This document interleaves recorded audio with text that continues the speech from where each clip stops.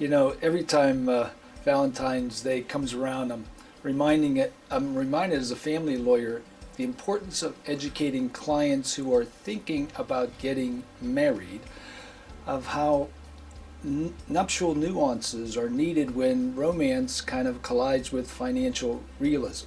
So you have to finesse these issues because again, romance, financial realism, they do really butt heads, and it's very easy for the other couple, or the fiance, to say, you know, I don't understand. You told me you love me, and you want to get married, you want to have children, you want to have a family, and now a month before the marriage, your parents are telling you that you have to have a prenuptial agreement. So there's a certain amount of education as to the reasons behind it.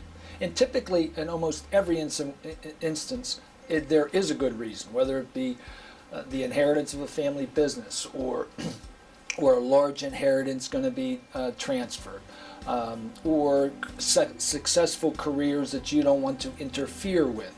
And notwithstanding the benefits, the problem with prenups, it does take some of the romance out of the plans for the wedding. One week you're going with your fiance, picking out a reception hall for the where the wedding reception will be, and then next week there's a discussion about prenups.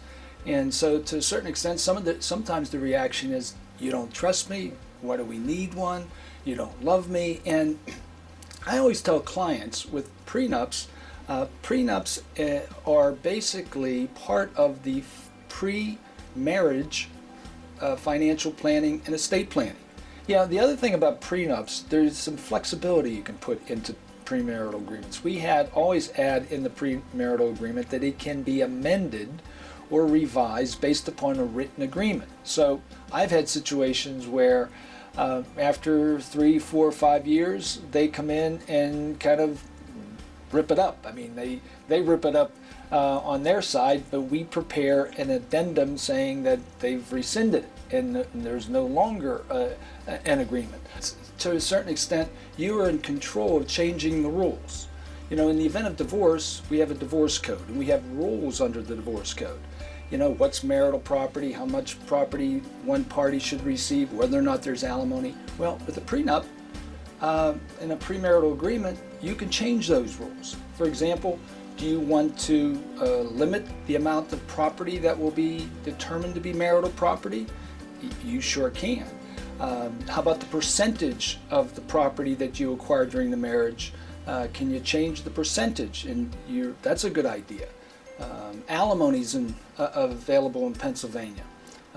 Can you determine the amount and duration of alimony? And can we even waive alimony? And that's another good consideration. In the event of a divorce without a premarital agreement or a postnuptial agreement, there are 3 typical steps. What are the assets? What are the values of the assets? And who gets what? And those first 2 steps in any divorce, I tell clients that don't have premarital agreement, they're the 2 time-consuming provisions. If this is a long marriage and you have a lot of assets, you can end up spending a lot of money on those first 2 assets without a premarital agreement. So in that agreement, we want to make sure we identify what assets are in play as far as the divorce, which ones are going to remain the party separate estate.